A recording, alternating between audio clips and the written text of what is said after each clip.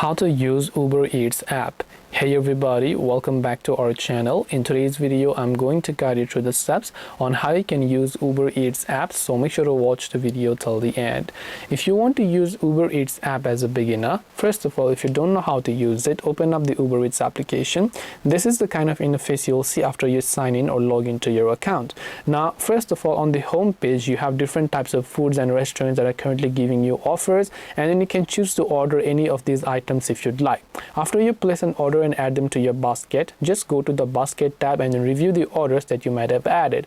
Now you can tap on the view basket as to from where you order, then you can choose the quantity and whatever else you want. You can choose to send it as a digital card or something like that. Then you can tap on the go to checkout option. Then you can add some souvenirs if you'd like. Then I'll just select no thanks for now. Now you have to select a payment method or add a payment method from here, such as your bank account, Venmo, credit, debit, PayPal, gift card, or whatever else it is you have. Once done, your Uber order will be placed and it will get successfully verified.